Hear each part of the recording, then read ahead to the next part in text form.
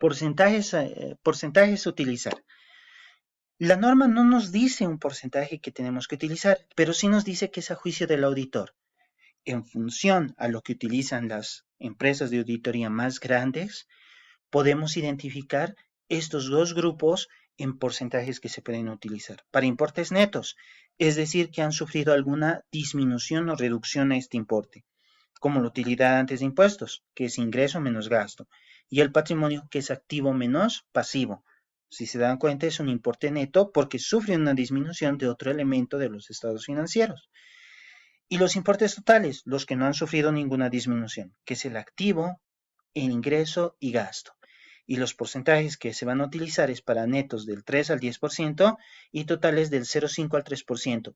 Pero ojo, no es limitativo solo usar el 3 o el 10, sino se puede utilizar toda la gama de números que existen alrededor de estos, es decir, un 4%, un 5%, un 6%, y lo mismo sucede para el caso de los importes totales.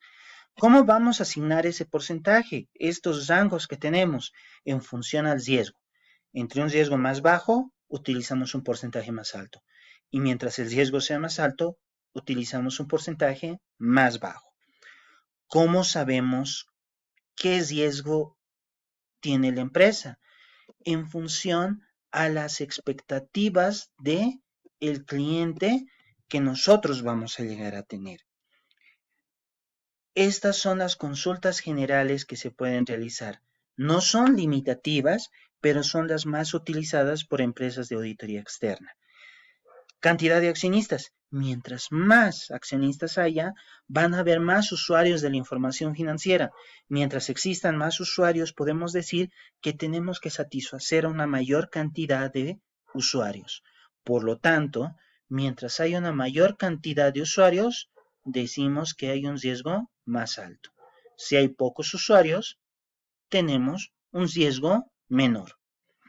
Cotiza en bolsa. Un nuevo usuario de la información financiera, que es la Bolsa Boliviana de Valores, tiene que regular el mercado, por lo tanto es un nuevo usuario y se lo considera un riesgo.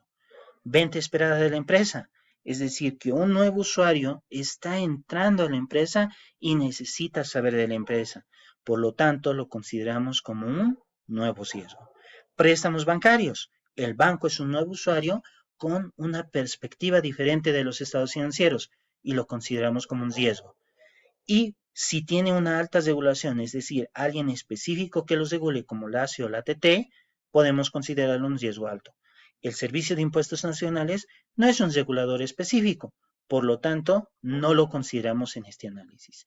Cláusulas de cumplimiento de financiamiento, es decir, si han emitido bonos o sus acciones cotizan en bolsa, van a tener estas cláusulas. Por lo tanto, es un riesgo alto. Si no, es un riesgo bajo. Riesgo de mercado y riesgo país. Esto depende más que todo a cómo funciona el mercado y en qué estado se encuentra el país. En el caso de los textiles, podemos decir que es un mercado muy competitivo por el contrabando. Y lo mismo sucede con los zapatos. Por eso es un riesgo alto. En cambio, un banco donde tiene todo estandarizado y no existe fuga de mercado al extranjero, podemos decir que es un riesgo bajo. Y lo mismo sucede con los países. Si existen países que fomenten el lavado de dinero como Panamá o no se encuentren en una situación financiera estable como Venezuela, es un riesgo alto. Sin embargo, en nuestro país podemos decir que somos estables y es un riesgo bajo.